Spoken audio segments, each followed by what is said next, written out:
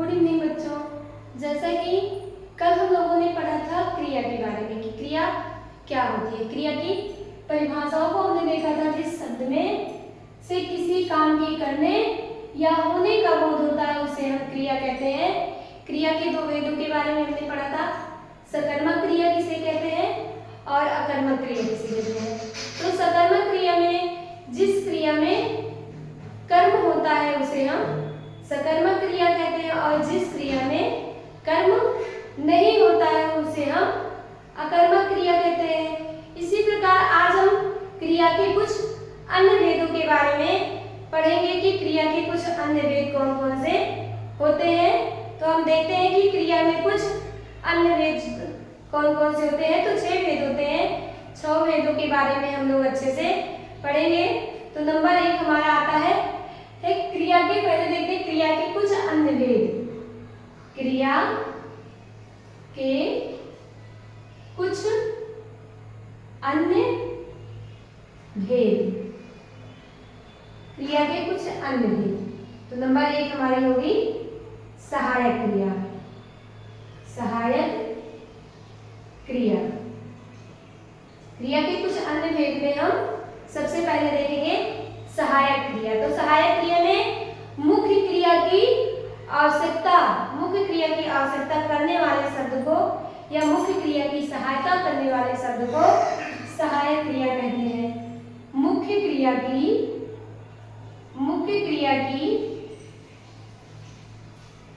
सहायता करने वाले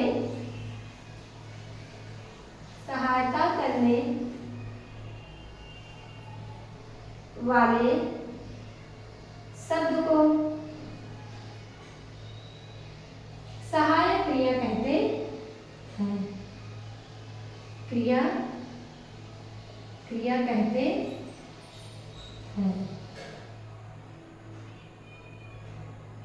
तो बच्चों सहायक क्रिया देखते हैं कि मुख्य क्रिया की सहायता करने वाले शब्द को हम सहायक क्रिया कहते हैं। जैसे हमारा हो गया मैं खा रहा हूं, तो इसमें रहा हूं मैं उदाहरण देते हैं। जैसे मैं खा रहा हूं, मैं खा रहा हूं। तो मैं जो है वो क्या हो गया हमारा कर्ता और खाना क्या हो गई हमारी खा रहा हूं। खाना भी मुख्य क्रिया के साथ रहा हूं जो है वो हमारा सहायक क्रिया हो गई। सहायक क्रिया। ऐसे और भी उदाहरण है कि मैं जा रहा हूं, तो जाना जो है वो हमारी क्रिया है, लेकिन रहा हूं उसके साथ सहायक जुड़ गया है, सहायक क्रिया जुड़ गई है, उसे हम सहायक क्रिया कहते हैं। कि मुख्य क्रिया की करने के लिए जिन क्रियाओं का प्रयोग किया जाता है, जिस क्रियाओं की आवश्यकता होती है हम सहायता लेते हैं उसे हम सहायक क्रिया कहते हैं। उसके बाद हमारा आता है नंबर 2 पूर्वकालिक क्रिया। नंबर 2 हम देखते हैं पूर्वकालिक क्रिया। पूर्वकालिक क्रियाएं कौन कौन सी होती हैं उसके बारे में जाने। ये दोनों नंबर 2 हमारा आ गया पूर्वकालिक क्रिया। तो बच्चों नाम से ही हमें पता चल जा रहा है कि पूर्वकालिक क्रिया क्या होती है। तो जब कर्ता एक काम खत्म करके दूसरा काम मतलब दूसरे क्षण में अगले क्षण में प्रारंभ कर देता है तो उसे पूर्वकालिक क्रिया कहते हैं। जब कर्ता एक काम खत्म करके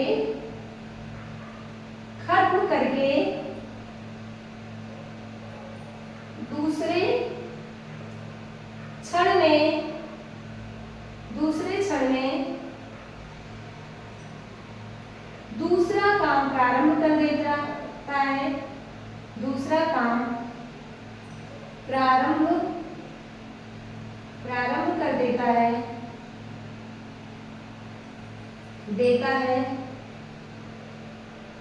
है उसे पूर्णकालिक क्रिया कहते हैं। पूर्णकालिक कालिक क्रिया कहते हैं।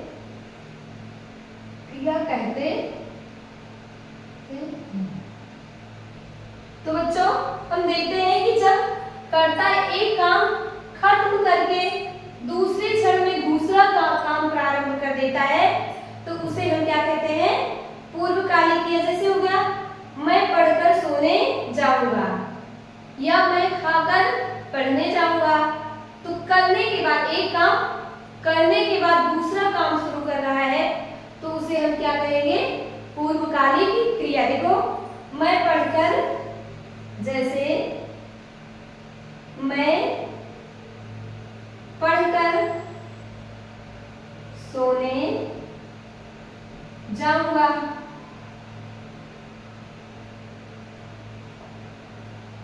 मैं पढ़कर सोने जाऊंगा, तो मैं पढ़कर सोने जाऊंगा यानी जब करता है एक काम खत्म करके, पढ़कर खत्म करके क्या करेगा, दूसरा काम प्रारंभ करेगा तो उसे हम क्या कहेंगे, पूर्वकालिक क्रिया यानी सोने।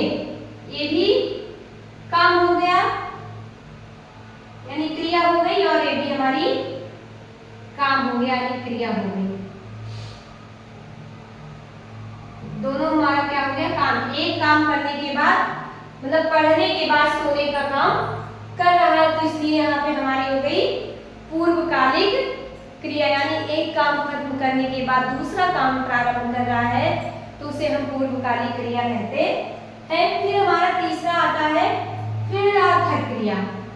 अब बच्चों हम ये देखते हैं कि प्रेरणार्थक क्रिया क्या होती है, उसके बारे में हम जानेंगे। नंबर 3 हमारा आ गया प्रेरणार्थक क्रिया।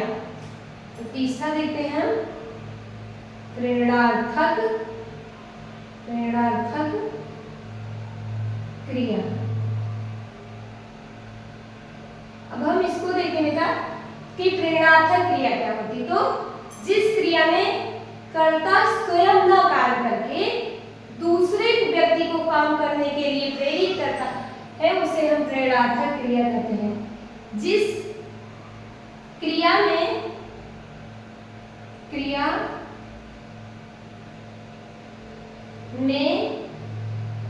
कर्ता स्वयं काम ना करके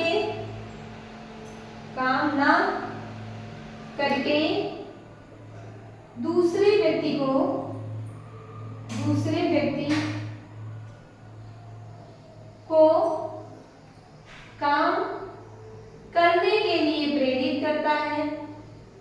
करने के लिए प्रेरित करता है, प्रेरित करता है उसे प्रेरणार्थक क्रिया कहते। प्रेरणार्थक क्रिया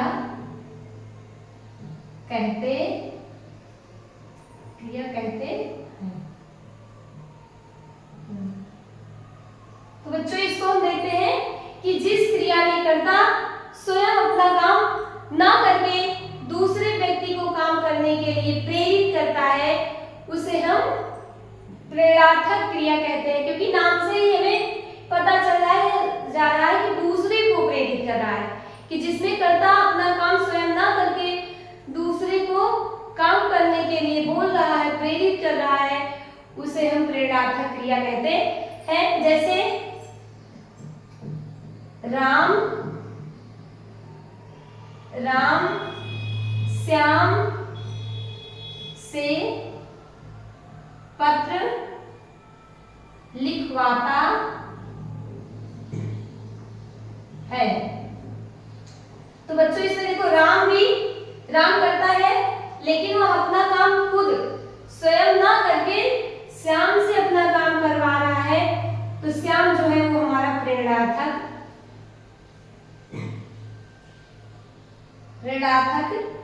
क्रिया हो गया, क्योंकि राम के कहने पर श्याम जो है पत्र को लिख रहा है, तो राम हमारी मुख्य क्रिया हो गई और श्याम जो है हमारा प्रेरणार्थक क्रिया हो गई, क्योंकि राम के कहने पर श्याम पत्र के लिखने का काम कर रहा है, इसलिए इसको हम प्रेरणार्थक क्रिया कहते हैं। उसके बाद हमारा आता है नंबर 4। नंबर 4 में हम देखेंगे द्विकर्मक क्रिया कि द्विकर्मक क्रिया क्या होती है। देखते हैं द्विकर्मक क्रिया।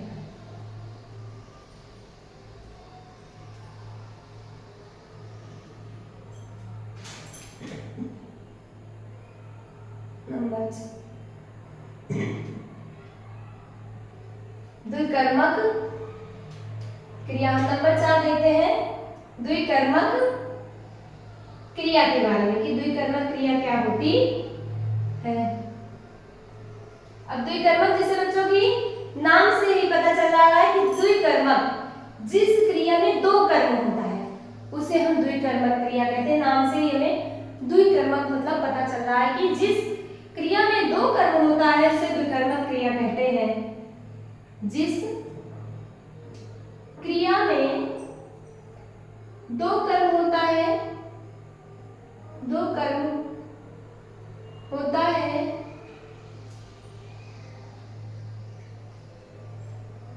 उसे द्विकर्मक क्रिया कहते हैं। क्रिया कहते हैं। तो बच्चों हम देखते हैं कि जिस क्रिया में 2 कर्म होता है उसे हम द्विकर्मक क्रिया कहते हैं। जैसे शिक्षक विद्यार्थी को पढ़ाते हैं, शिक्षक विद्यार्थी को पढ़ाते हैं, को पढ़ाते हैं। तो जिस क्रिया में 2 कर्म होता है ना, हमने बताया है कि जिस क्रिया में 2 कर्म होता है तो कर्ता क्या हो गया हमारा, कर्ता हमारे हो गए शिक्षक, विद्यार्थी क्या हो गया कर्म, और पढ़ाना क्या हो गया हमारी क्रिया। तो बच्चों हम यहाँ पे कर्ता क्रिया और कर्म को देखते हैं कि शिक्षक कर्ता हो गया, विद्यार्थी कर्म हो गया और क्रिया जो हो गई वो पढ़ाते हैं। तो अब बच्चों इसमें हमें ये देखना है कि 2 कर्मक क्रिया होगी, 2 कर्म इसमें कौन कौन सा होगा। तो होगा शिक्षक विद्यार्थी को किताब से पढ़ाते हैं, तो किताब से पढ़ाते हैं तो हमें ये देखना है किताब, शिक्षक विद्यार्थी को किताब से पढ़ाते हैं, अब बच्चों इसको हम समझेंगे कि शिक्षक विद्यार्थी को किताब से, तो कर्ता तो हमारा शिक्षक हो गया, विद्यार्थी कर्म हो गया और हमारी किताब, ये दोनों हमारा क्या हो गया कर्म। विद्यार्थी और किताब हमारा कर्म हो गया और पढ़ाते हैं हमारी हो गई क्रिया। तो बच्चों जिस क्रिया में 2 कर्म होता है उसे हम द्विकर्मक क्रिया कहते हैं। जैसे शिक्षक कर्ता हो गया, इसमें देखो 2 कर्म है विद्यार्थी और किताब, ये दोनों हमारे क्या हो गई द्विकर्मक क्रिया हो गई और पढ़ाना जो हो हमारी क्रिया है ही। तो ये दोनों हमारा कर्म हो गए, विद्यार्थी और किताब कर्म, पढ़ाते हैं वो हो गए क्रिया और शिक्षक हो गया कर्ता। क्योंकि इसमें हमें परिभाषाओं से ये पता चल रहा है कि जिस क्रिया में 2 कर्म होते हैं उसे हम द्विकर्मक क्रिया कहते हैं। तो इस वाक्य में शिक्षक विद्यार्थी को किताब से पढ़ाता है तो शिक्षक कर्ता हो गया, विद्यार्थी कर्म हो गया और किताब भी हमारी कर्म हो गई और पढ़ाते हैं हमारा हो गया क्रिया। तो बच्चों उसके बाद हम 5वां नंबर देखते हैं कि 5वां क्रियार्थक क्रिया किसे कहते हैं। तो क्रियार्थक क्रिया के बारे में जानेंगे। क्रियार्थक क्रिया 5वां देखते हैं हम, क्रियार्थक क्रिया।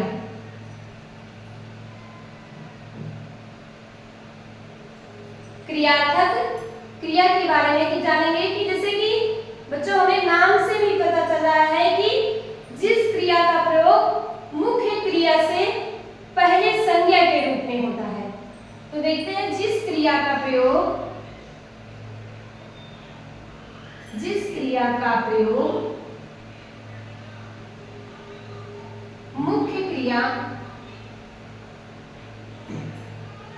मुख्य क्रिया से पहले संज्ञा के रूप में प्रयोग होता है, संज्ञा के रूप में प्रयोग होता है,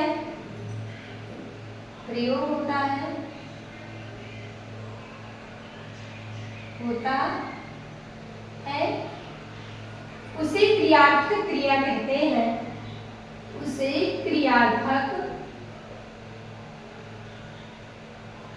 क्रिया कहते हैं।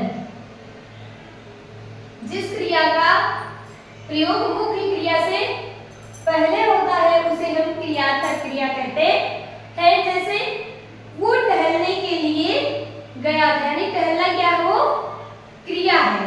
तो देखते हैं बच्चों हम, जैसे वह टहलने के लिए गया था। तो जिसमें जिस क्रिया का प्रयोग मुख्य क्रिया से पहले संज्ञा के रूप में, वह क्या हो गया हमारा, कर्ता हो गया। और टहलना क्या हो गई हमारी, क्रिया हो गई। जाना भी, गया था जो है वो भी हमारी क्रिया हो गई, यानी मुख्य क्रिया ये है और इससे पहले टहलना यानी संज्ञा का प्रयोग हो गया है, इसलिए हमारा ये क्रियार्थक क्रिया होगा, क्योंकि मुख्य क्रिया गया है और टहलना जो है वो हमारी क्रियार्थक क्रिया के अनुसार किया गया, क्रिया की गई है, काम किया गया है, इसलिए इसको हम क्रियार्थक क्रिया कहेंगे। मुख्य क्रिया हो गया हमारा गया, वह हो गया कर्ता, और टहलना हो गई हमारी क्रियार्थक क्रिया। उसके बाद बच्चों लास्ट टॉपिक देखते हैं, छठा। 5 तक हम लोगों ने देखा क्रियार्थक क्रिया। उसके बाद विधि क्रिया के बारे में हम जानेंगे कि विधि क्रिया क्या होती है। तो बच्चों हम लोगों ने 5 तक देखा, उसके बाद हम नया टॉपिक देखेंगे विधि क्रिया। नंबर 6 हो गया हमारा विधि क्रिया। जिस क्रिया के साथ, अभी पहले हम विधि क्रिया की परिभाषाएं देखेंगे कि जिस क्रिया के जिस रूप से आज्ञा, अनुमति, अनुरोध या प्रार्थना या आज्ञा का बोध होता है, क्रिया के जिस रूप से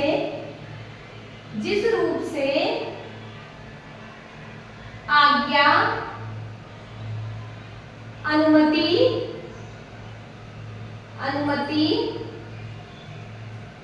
या प्रार्थना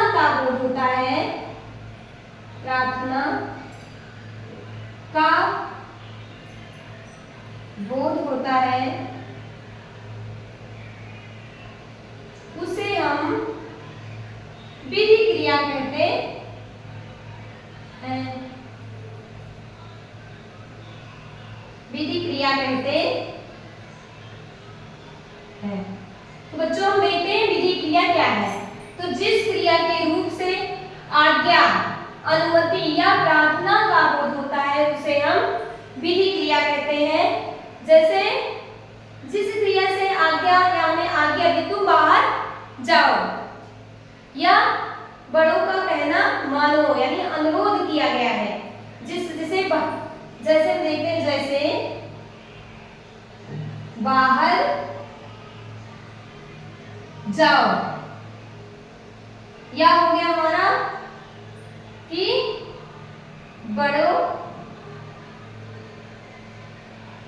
बड़ों से प्रार्थना करो। तो बाहर जाने यानी हम आज्ञा ले रहे, जाओ। जैसे हम कह रहे कि तुम अंदर आओ, तो हम आज्ञा ले रहे हैं कि तुम्हें अंदर आना है। तो ये हमारा क्या हो गया, विधि क्रिया। क्योंकि हमें परिभाषाओं से पता चला कि आज्ञा, अनुमति या किसी से प्रार्थना की जाएगी तो उसे हम विधि क्रिया कहते हैं। ऐसे बड़ों से प्रार्थना करो, यानी बड़ों से अपने गलती के लिए प्रार्थना करो, क्षमा मांगो, वहां पे जो है विधि क्रियाओं का प्रयोग होता है। तो बच्चों आज की क्लास में हम लोगों ने देखा कि क्रिया के और कौन कौन से भेद होते हैं, अन्य भेदों के बारे में जाना। उसके बाद बच्चों कल की हम नेक्स्ट क्लास में नया टॉपिक स्टार्ट करेंगे। तब तक के लिए धन्यवाद।